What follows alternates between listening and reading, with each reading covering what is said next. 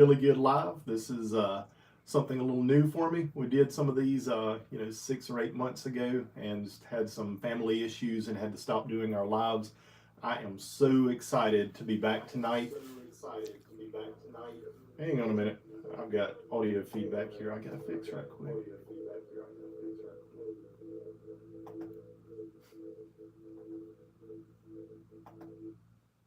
There we go. Much, much better. I've broken my computer already. There we go. Got it. Maybe. All right. So sorry about that. A little technical difficulty. First time doing this in a while. So glad to have you all here. And for those of you that don't know, I'm Robbie Wheaton. A lot of you have probably seen me over on the Suits channel or on Sensible Prepper. Tonight we're just going to do a Q&A and give you guys an opportunity to hop on, introduce yourself, and ask all the questions that you want. And I will do my best to answer anything that you have, whether it's firearm related, prepping related, or whatever. I'm a part-time psychologist, unlicensed of course, and all gunsmiths are definitely psychologists and psychiatrists. We provide advice and stuff for everyone. My wife says I'm cuckoo, but hey, we've all got to be a little cuckoo if we've got a wife, right? So thank you guys for stopping by again tonight, and we're just gonna kind of jump right in. Got a bunch of comments and questions that I'm going to be going through and just reading those off and answering them. And then anything that you guys have, you just pop it over in the comment section in the chat, and I will pull those in as well. So our first comment comes from at Badger 6472, and this is on our little night vision optic, our budget night vision optic that we did a few weeks ago. And he says, why only first focal plane?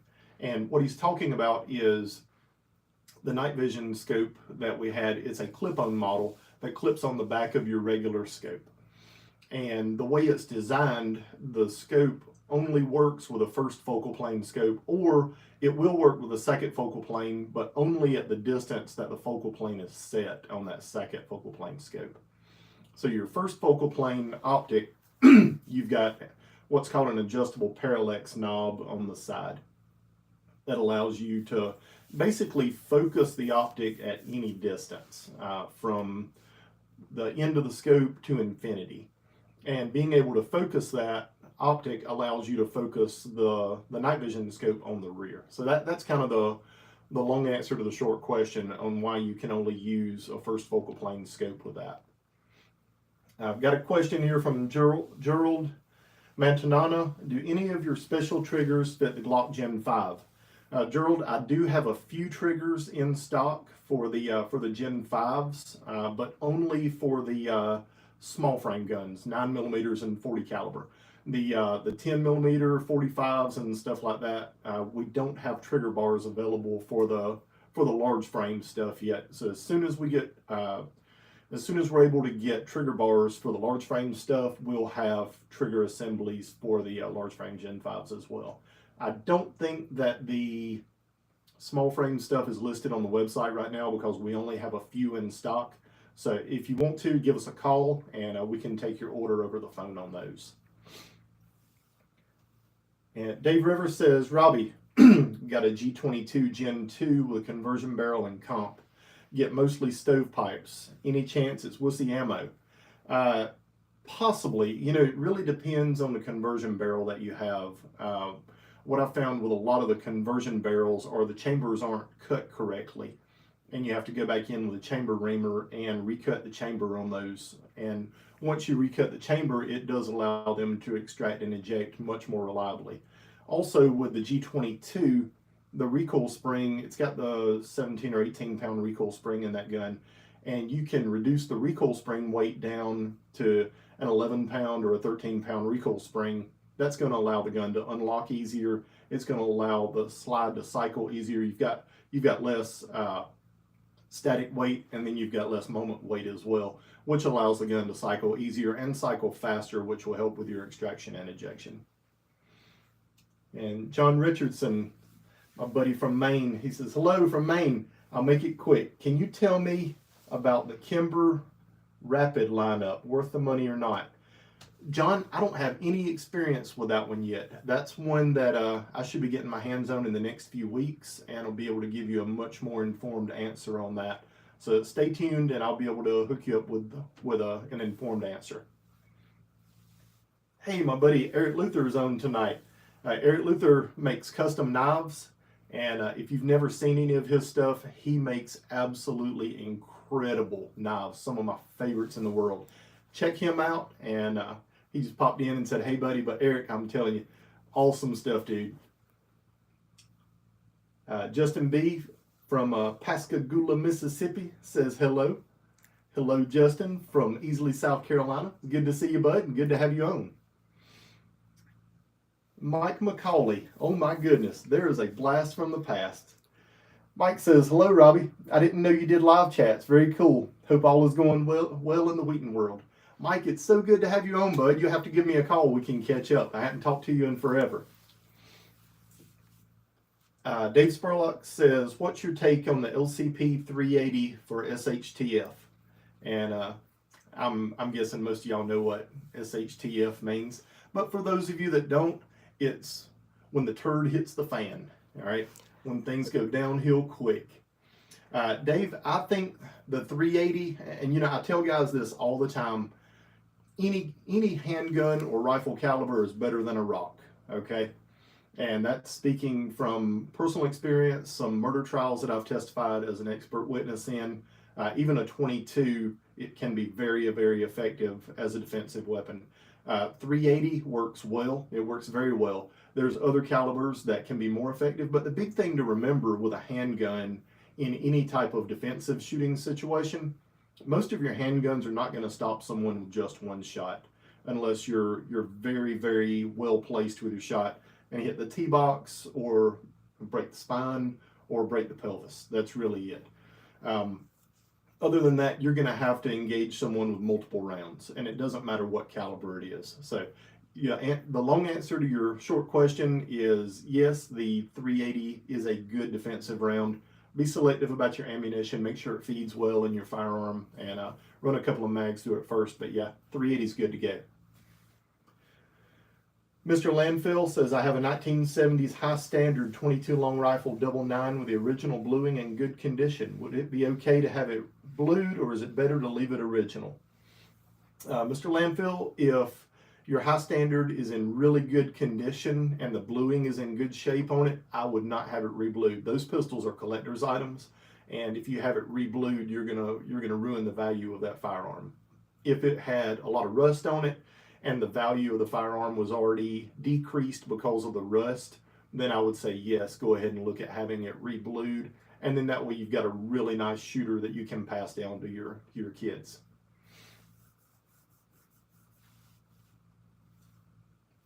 Wow, look at there. We've got a star on here tonight. Sensible Prepper, the great Don himself, showed up tonight and said, "What's up, Robbie?" Don, it's good to see you, bud. Catch up with you soon.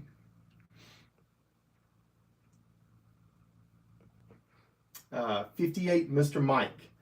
I have a Smith & Wesson Shield Plus with 10 round, it's a 10 pound, but it is 10 pound, with a 10 pound Massachusetts trigger.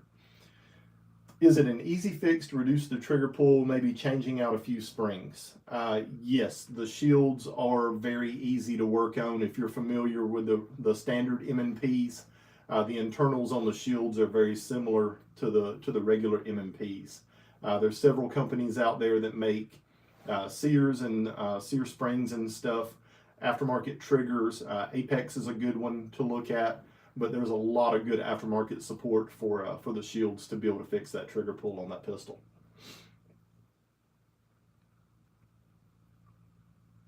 And Mr. Landfill popped back in and he said, thanks, only a little wear on his high standard. That I love high standards. They are one of my favorite pistols. They are just, the lines on those guns are just elegant. You know, they're our firearms that are made today just don't have that look and that old world feel that older firearms do. I'm a big fan of those. So yeah, you've got a treasure there. Hold on to that one. Hey, my little outdoor guy, Semper Gumby, popped in and he said, hey, what's up, buddy? And if you guys haven't checked out his channel, Ben has a great YouTube channel. It's called Semper Gumby. He does a lot of outdoor stuff. Check him out. Amazing channel and a great guy to boot. Mr. Landfill says, sensible prepper, never heard of him, LOL. Just kidding.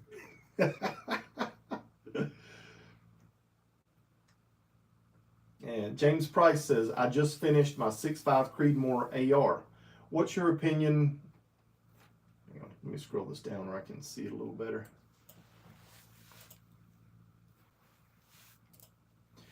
What's your opinion on gain weight that's best? I was leaning toward grain weight. There we go, grain weight that's best. I'm leaning toward 143.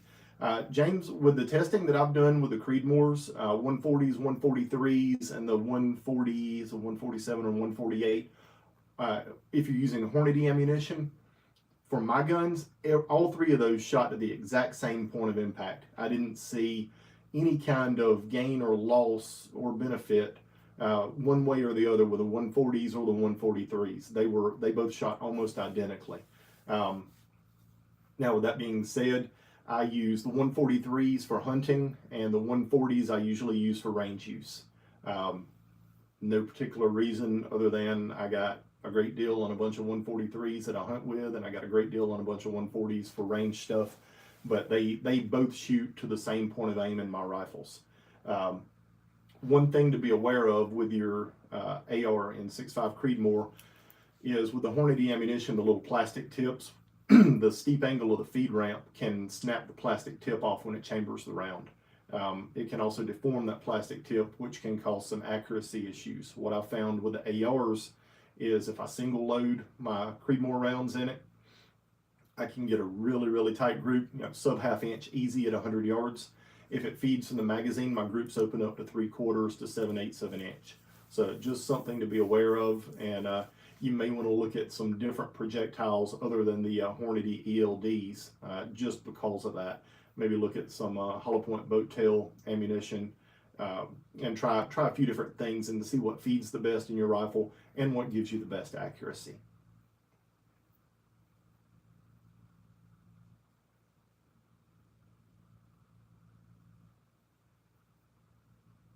All right, and we'll jump back over here to some of my comments.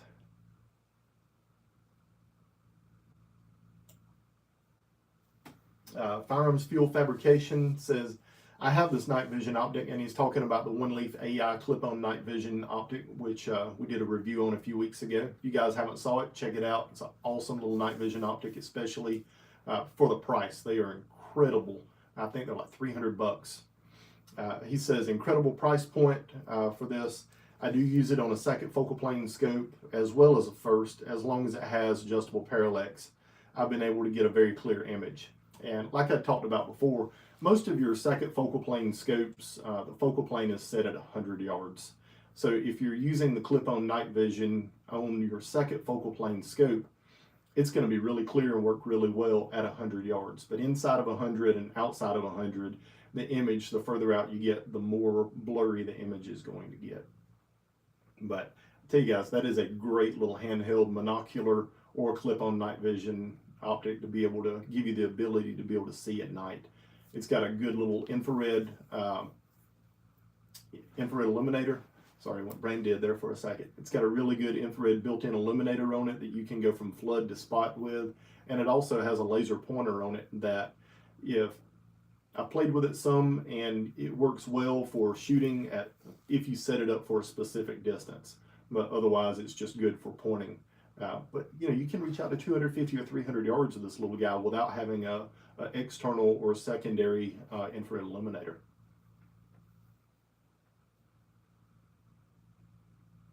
And then Leprechaun Actual 8265 said, I've been waiting for this review since you mentioned it on Sensible Prepper. Looking forward to it. And that same way as talking about the little night vision optic, the One Leaf AI. But check that guy out.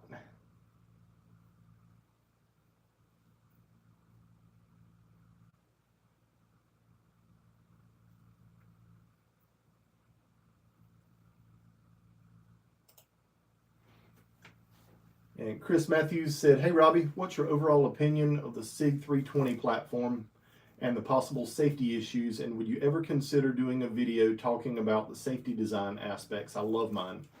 Chris, it's kind of funny that you bring that up. We've actually been working on a fix for that for the last 6 months or so, and hopefully pretty soon we'll be able to reveal all of that. We're trying to get it finished up right before SHOT Show, but we've got a fix for that. So what we've seen is most of the time it happens when the pistol is in the holster, and the pistol has a very short movement of the trigger, and there's nothing blocking the trigger to keep the pistol from firing if the trigger is pulled. And the way a lot of holsters are made, they fit really tightly on the trigger and the trigger guard. And I think that if the pistol twists or turns a certain way in a holster, there's a potential that it could pull the trigger. So we've developed a fix for that we're finishing up prototyping and testing with now. And hopefully we'll have that ready to go in the next 6 or 8 weeks and be able to show you guys what it looks like. Dave Rivers said, "Robbie, my grandson is looking for his first deer rifle. Suggests 6.5 Creedmoor, 300 blackout, or need to look at the distance." Dave, I tell you, the 6.5 Creedmoor has been my go-to since it came out. As soon as that cartridge came out, I built both of my little boys, and they were actually little at the time, but I built both of my little boys a rifle in 6.5 Creedmoor, and real short buttstock on it.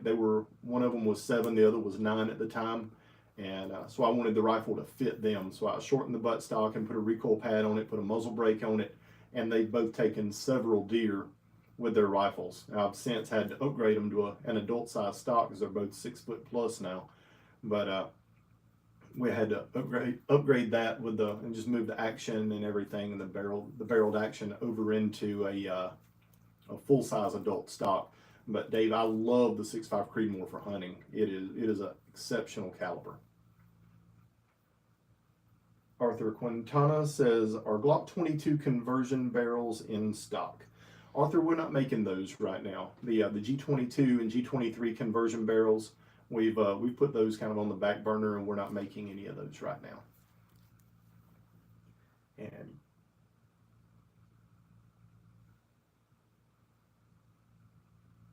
Chris Matthews says, "At Sensible Prepper, busy. I ended up getting the Enfield rifle at the Greenville show." I'm a fan of the Enfields. I've got one, but it's a pretty special one. I've got actually a World War I Enfield sniper rifle that I was able to pick up a few years ago, and it's in excellent condition. So maybe I'll have to do a review on that one and let you guys take a peek at it one day. And Chris says, Robbie thinks, looking forward to the addition to the 320. It's going to be pretty impressive. I think you guys are really going to like it. There's been a lot of R&D put into it and a lot of design work to get everything dialed in and done right. I think you're going to be really impressed with it. Andrew Valentina says, bought a CZ P10C about 6 months ago. It's absolutely replaced my G19 as my carry gun. Any thoughts on the CZ? Andrew, I'm a huge CZ fan. I lean more toward the all-steel guns, the CZ75s, the SP01s. They are, as far as a double-action, single-action pistol, I think they're the most accurate production gun made right out of the box. The CZs are incredibly accurate. I like the grip angle on them. The way they fit my hand is just a natural extension of my hand when I'm pointing. And I think a lot of that goes back to me shooting 1911s and 2011s for a couple of decades. But yeah, I'm a big fan of the CZs. The P10 and the P10C, I like those as well. They're still the polymer. They've got the polymer triggers, but they have a good trigger. They've got good sights, good ergonomics right out of the box. It's a very good pistol, very reliable pistol. So yeah, you did a good job with that one.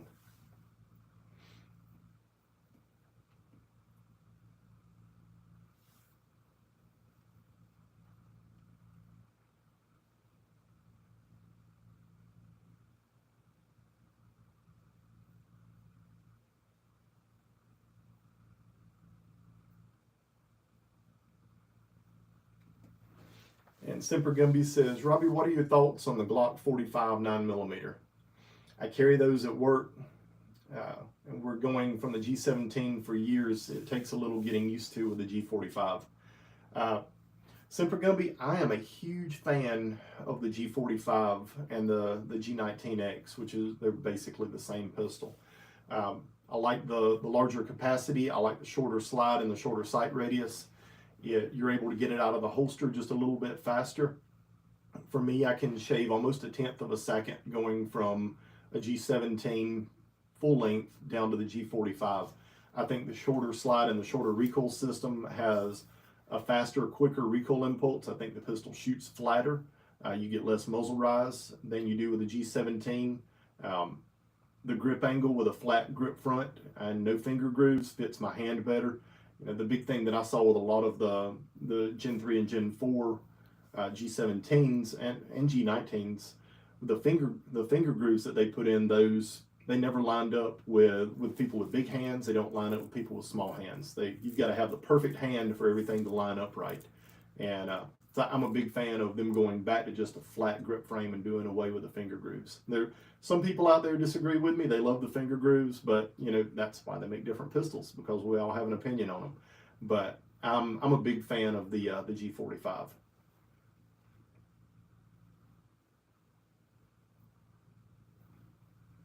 And Andrew Valentina says, "Yep, the Shadow 2 compact is on my wish list." Yeah, look at the CZ Robbie also.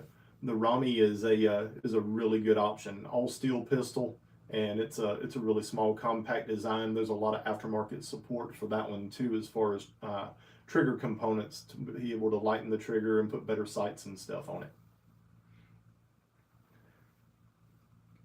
And Gerald Mantanona, any thoughts on the Stealth Arms Platypus 2011 style pistol that uses Glock magazines?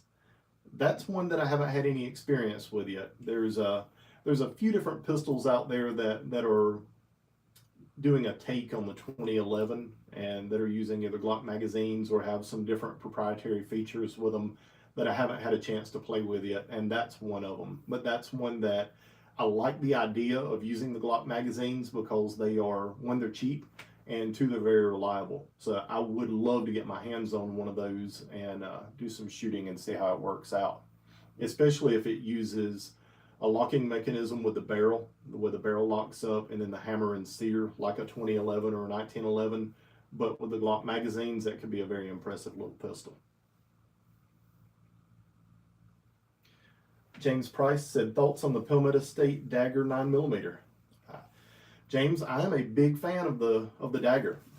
You know, we make a lot of parts for the Daggers. We make our triggers for the Daggers. We make our barrels for the Daggers, guide rods, and a few other parts. But the Daggers have been a very reliable pistol right out of the box. I think a lot of the guys that, especially there was always a few bugs that you have to get worked out with a new production line. They had some issues with the magazines not locking in the guns right, and I think that had to do more with the magazine spring that they were using not having enough tension on it and allowing the magazines to drop out than anything from what I had seen. But the Daggers overall are a great pistol, especially for the money. I've got 3 or 4 of them now in different configurations, and yeah, you can't go wrong with them. And Semper Gumby said, James Price, they rock. I bought 3 of them. See, yeah, they're like Doritos. You can't have just one, especially at that price point. You know, I mean, you can buy almost 2 Daggers for what 1 Glock will cost you. And yeah, for me, that is a great deal. You know, you can get them with all different types of optic cuts on them. The finish on the slide, the steel that they use on the slide is heat treated properly. They're just good guns. Most people don't like the triggers on the Daggers. That pivoting Smith & Wesson M&P style trigger is probably the biggest detractor that most people have with that pistol, but that's okay because we make a trigger that fits the Dagger.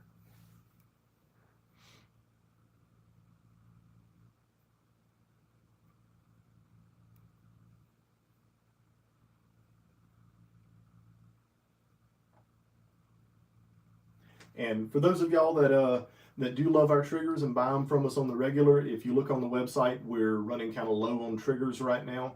We've got gold triggers, copper triggers, black triggers, and then several different combinations with different colored safeties available that are anodized right now. We should have those back up on the website in the next week and a half or so, maybe 2 weeks at the most.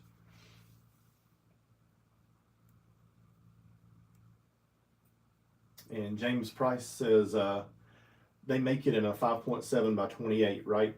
And no, the 5.7 by 28 that Pillman State Armory makes is actually called the Rock. And the Rock is a completely different pistol, completely different design from the Dagger. Internally it's different, externally it's different. But they do make a really, really good pistol that shoots the 5.7 by 28 caliber. We got to shoot those at the Gathering year before last when they were first releasing it.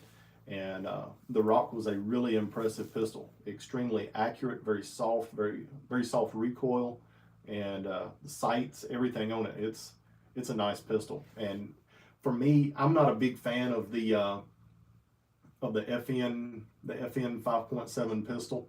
The grip on it, I've got big hands, and the grip is just huge.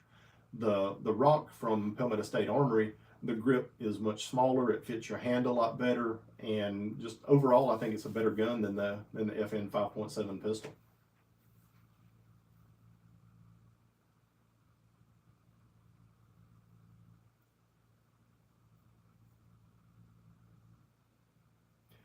So, what have you guys saw as far as ammunition shortages in your area? Is the ammunition still pretty readily available? Here locally where we live, the 9mm has dried up quite a bit. 5.56 has dried up quite a bit, and even a lot of your hunting calibers. Even though it's hunting season, a lot of the hunting calibers are becoming very difficult to get. You just don't find it on the shelves. So, what are you guys seeing kind of across the country as far as ammunition availability at your local gun store or even your big box stores? If you would drop that in the comments over here. And Chris Matthews says, do y'all believe ammunition price and supply will stabilize throughout the rest of the year? No, I don't think so. I think we're still going to see ammunition drying up. I think ammunition is still going to be more difficult to get. I was told something today. I'll pass along some third-hand, unverified information, as I haven't had a chance to dig into it yet. But recently, Remington sold off all of their ammunition brands, or Cerebus Group sold off all their ammunition brands, which included Remington, CCI, Spear, and a few other ammunition brands to a foreign investor from Czechoslovakia. I heard today third hand that Colt is attempting to buy all of the ammunition brands from that Czechoslovakian company. I haven't been able to verify it yet, but just kind of tossing out a little food for thought. If you guys want to dig into that a little further, that there's maybe the potential that Colt is attempting to buy all of these ammunition brands from this Czechoslovakian company. And Dave Rivers says, short on 410 for the Judge. Cabela's had one type, 3 boxes. Chris Matthews says, up and down, 5.56 and 223 starting to dry up, but I'm seeing a little bit more now. And James Price says, seems lower at Smoky Mountain Knife Works in my area, but Bud's next door has a lot more available. Andrew Valenta says, I've been trying to get my wife to carry a Kimber Micro 380. She can't find a comfortable way to carry it on her body. Any good female holster thoughts? So there's a few, and probably, I don't know the name of it, but there's a belly band that works really well for concealed carry, especially with a t-shirt or blouse on. But it just wraps around your midsection, and you can slide your pistol into that belly band. I know that's one thing that my wife has, a little inside the waistband holster that she uses when she's wearing a belt. But if she doesn't have a pair of pants on with a belt, she normally carries hers in her purse. And so we've got to work on that and find her something as well. So as we dig into that and try some different options for her, I'll pass that along to you guys and let you know what's worked best for her. And Andrew Valenta says 5.56 is scarce here in West Texas. 9mm seems to be available in my experience. And Chris Matthews says 22 long rifle seems okay. Shot shells seem to be down in supply. I think that's the case everywhere. Shotgun shells have been, even during bird season this year in September when dove season opened, shotgun shells we just didn't have like we used to. You could walk into your big box stores and there'd be pallets of shotgun shells sitting there, and I didn't see that this year. There were boxes on the shelf, but none of the 250 round pallet boxes that you could pick up. Mr. Landfill says, got to log out. Everyone be safe. Thank you, sir, for stopping by. I really appreciate you being here.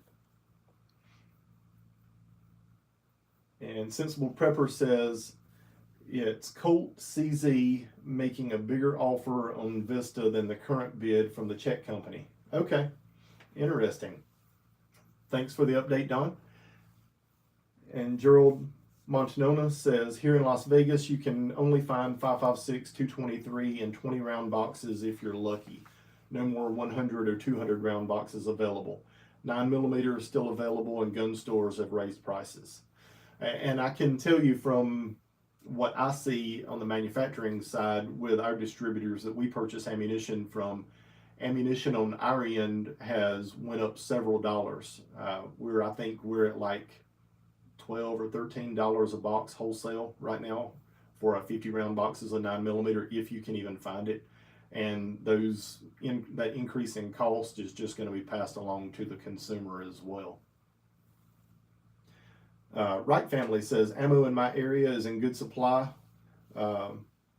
Most calibers in eastern Ohio. Hey, I guess where we all need to go for vacation this year to pick up ammo, right? And Gerald Montanona says, Bass Pro Shop and Sportsman still have ammo at normal prices. And a lot of that is because those guys purchased so much ammo. They buy their ammo, millions of rounds at a time under a blanket PO or purchase order. And so a lot of them, they were able to get their ammo that they had already purchased that ammo, and that ammo was allocated to them at a lower price. So that's why they're able to sell their ammo at a lower price. Your smaller gun shops that purchase ammo, they might buy 5,000 rounds at a time or 10,000 rounds at a time. As soon as that dries up for them and they go back to their wholesaler and the wholesaler has raised the price, then they have to raise their prices to be able to sell ammo and make money and stay in business.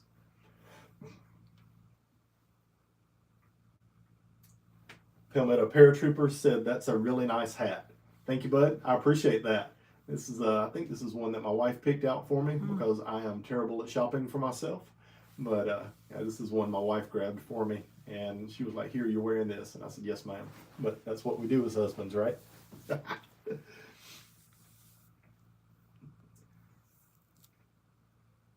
So what is your favorite carry pistol? What do you guys carry every day? For me, I change handguns almost like I change underwear. I carry a lot of 1911s, I carry a lot of Glocks, I carry CZs, I carry MMPs, I carry my 320 from time to time.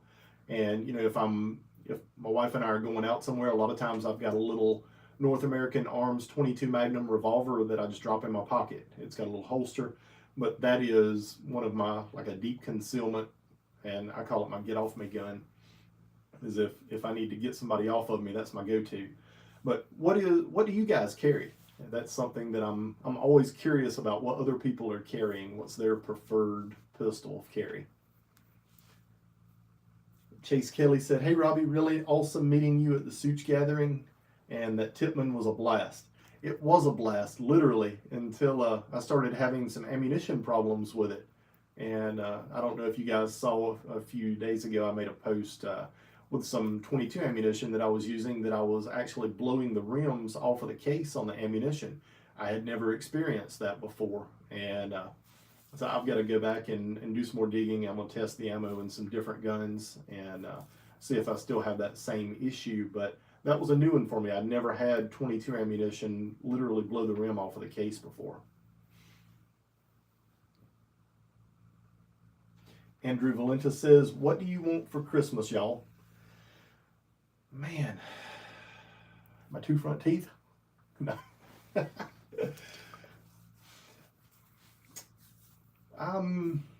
don't know. I'm going to leave that one up to you guys. Let's see what y'all want for Christmas. James Price says he carries a Kimber 45 custom carry or an M&P. Dave Rivers says a Canic Rival, if outside the waistband, and a Kimber K6 SS concealed. Chase Kelly, Gen 1 Shield. Jess Hoods, pocket carry a 365 in either the regular or the X configuration, sometimes even the XL configuration. You know, that's one pistol that I have shot a lot, but I don't have one currently and need to add that to my collection. You can add that to your Christmas list. My wife, she's watching. She can put that on her list for me. And Sipper Gumby says G45 for patrol, a Dagger 9mm EDC, and swap between that and the Glock 19. And James Price says, if I'm hiking, I carry my Judge. And if I'm hiking, I usually carry my Glock 20 in 10mm. We've got a pretty large bear population, black bears, here in the upstate where we live and where we hike. And I normally carry my G20 in 10mm when I'm out in the woods. Gerald Montanona, EDC is a Glock 19 Gen 5 because he's left-handed, but he'll change to a Glock 23. And Gerald, I'm left-handed as well, and you know, if I'm carrying a gun that has a safety on it, I make sure that it has ambi safeties. Magazine release, I've never switched. I learned how to do mag changes with my index finger a long time ago, and that's something that I'm very comfortable with. And a lot of times, if I'm working with female shooters or smaller statured men, I teach them to use their index finger as well instead of their thumb, and we'll switch the magazine release around, because you can get a lot more leverage and reach on the magazine release with your index finger versus having to shift the entire pistol in your hand to be able to get to the magazine release with your thumb. And we've got a video coming up in the next few weeks talking about that, grip and stance, and we'll incorporate magazine changes in that video as well. So that's something upcoming for you guys. Andrew Valenta, I carry my CZP-10C in a T-Rex Arms sidecar holster. Extra mag is what I have now, thinking about doing the tourniquet attachment. The tourniquet is a good option. You know, if you're in a gunfight, odds are somebody's going to need a tourniquet by the end of it, either you or the person that you had to defend yourself against. And, you know, a lot of times we go from being in a defensive situation to a life-saving situation in certain environments. So I think a tourniquet is always something good to have on you. Shade I carries a LCP Max while working. And Chase Kelly says he wouldn't mind a 10mm himself for Christmas.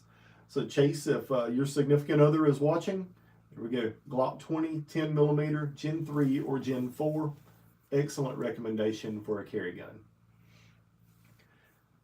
Palmetto Paratrooper said the only thing I don't like about my 9mm 1911 is that it's not a 10mm. You know, I've shot a lot of 1911s in 10mm, and I'm not a fan. They move around a lot in my hand. I think the polymer framed pistols flex some in the larger calibers, and I think that helps to absorb a lot of the recoil impulse, whether it's the Smith & Wesson M&P in 10mm, the XD in 10mm, or the Glock in 10mm. That polymer frame helps to absorb some of the recoil and helps you stay on target and get back on target faster than you can personally with a 1911. So I generally prefer the polymer frame stuff in 10mm over the 1911s in 10mm. Palmetto Paratrooper says I carry 3 tourniquets and wound packing gauze every day. That is not a bad thing to have, and as a paratrooper, you probably need it even more than most of us. Andrew Valenta says, I want 6 primary arms 3X Prism with a 5.56 Raptor reticle for Christmas. Now that's what I'm talking about My man's getting on here with a wish list. So, guys, we've got a video coming up soon on the Onias gun safe. It's a little small nightstand gun safe with 3 different options for unlocking and opening it. It's got a keyed option, it has a number pad on it that you can put in a number combination, or a biometric lock, which will hold up to 30 different fingerprints. We're wrapping up the review on that now and should have that up in the next couple of days. But if you're looking for a nightstand gun safe for Christmas, it is a great option and it's under $100. So keep an eye out for that video, it's coming up soon.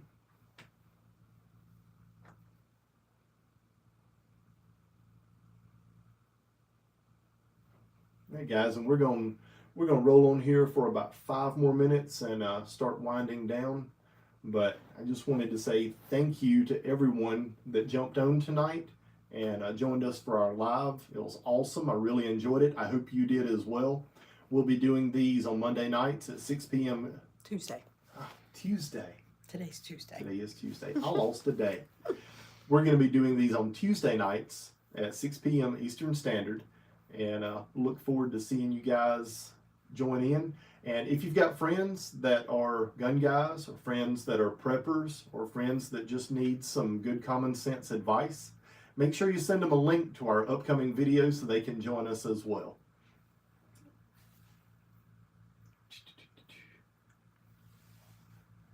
And for those of you that didn't make it out to the Such Nation Range Day a couple of weeks ago, become a Patreon member with Such, or you can become a Patreon member with Robbie Wheaton, and our Patreons receive an invite every year to our range day. It's an absolutely amazing event.